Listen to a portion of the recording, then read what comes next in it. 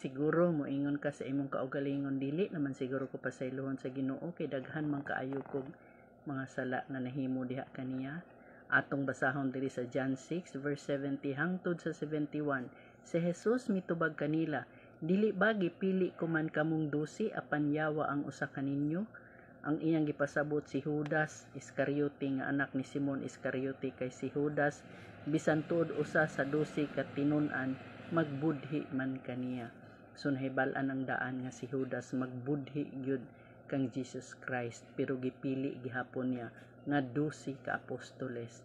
Ikaw pa nga muduol kang Jesus Christ og mangayog pasaylo, mudawat kaniya, pasayloon ka sa Ginoo tungod kay mahigugmaon siya nga Dios.